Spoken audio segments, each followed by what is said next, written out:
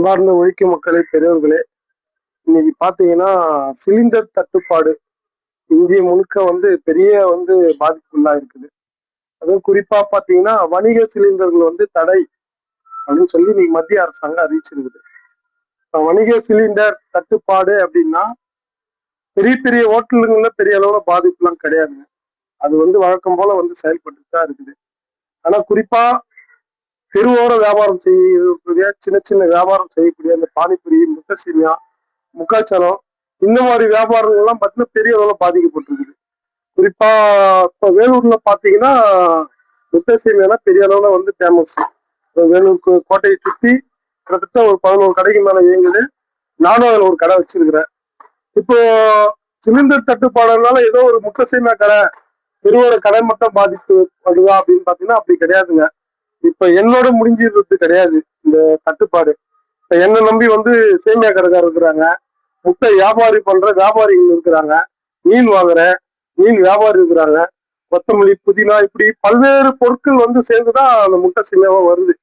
அப்ப இந்த சிலிண்டர் தட்டுப்பாடுனால பாத்தீங்கன்னா எந்த அளவுக்கு கிட்டத்தட்ட 100க்கும் அதிகமானவர் இதுல பாதிக்கப்படுறாங்க அப்படின்றதுதான். இப்ப இந்த தொழிலை நம்பிதான், இந்த வாழ்வாதாரத்தை நம்பிதான் கிட்டத்தட்ட நிறைய இஎம்ஐ எல்லாம் வாங்கியிருக்கிறோம். பைக்கு இஎம்ஐ, நிறைய தேவையான பொருட்களை இஎம்ஐல வாங்கியிருக்கிறோம். அரசாங்கம் என்ன சொல்றாங்க, மத்திய அரசாங்கம் கொரோனா மாதிரி இந்த பெட்ரோல் டீசல் பிரச்சனையை நம்ம எதிர்கொள்ளணும், போராடணும் சொல்லுது. அப்படி சொல்லிட்டு இன்னொரு பக்கம் என்ன பண்றாங்க, இப்படி இந்த கேஸ், இப்ப இந்த இஎம்ஐ கட்டுறதுக்கான வழிக்கெல்லாம் ஒரு வழி சொல்லணும்ல, அப்படிலாம் எதுவுமே சொல்ல மாட்டேன்றாங்க. மாறா என்னன்னா நம்ம அதுக்கு பழகிக்கணும்னு சொல்றாங்க. இப்ப இந்த கடனுக்கான வழியையும் சொல்லணும்ல.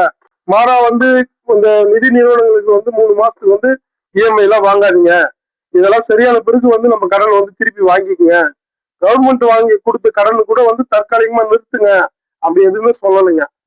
இப்போ இங்கேயும் நடக்கிற போர், இங்க இருக்கிற நாம, வேலூர்ல இருக்கிற நாம இப்படி பாதிக்கப்படுறோம் அப்படின்னா இந்த போர்னால யாருக்கு லாபம்?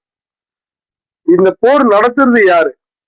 உலக நாட்டே தன்னுடைய கைக்குள்ள வச்சுக்கணும்ன்ற ஒரே ஆசைக்காக இந்த ட்ரம்ப் என்ன பண்றான், எல்லா நாடும் அவருடைய இயற்கை வளங்களை கொள்ளடிக்கணும்ன்றதுக்காக போர் நடத்துறான்.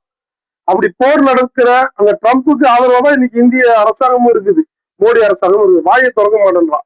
30 நாள் வரைக்கும் ரஷ்யால நீ கேஸ வாங்கிக்க அப்படின்னு அவன் அனுமதி கொடுக்குறான்.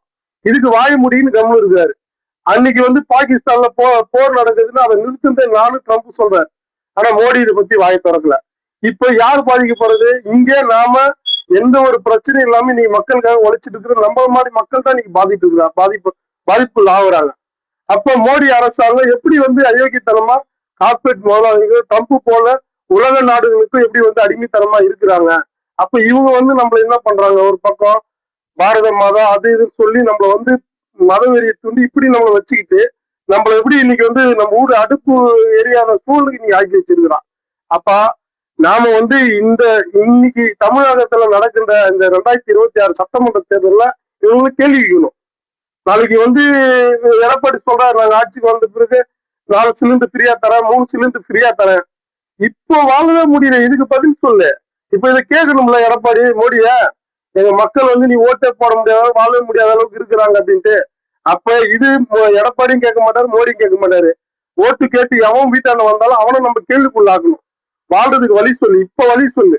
நீ அப்புறம் நீ இதை பண்ற அதை பண்ணலாம் அப்புறம் இருக்கட்டும், நம்ம எப்படி முழக்கத்தை வைக்கணும், இப்படி நம்ம கேள்விக்குள்ளாக்கணும். நாம இவங்களை நிர்பந்திக்காம நாம எல்லாம் சேர்ந்து போராடாம இந்த போராட்டம் போர் நிக்காது அப்படின்றதுதான்.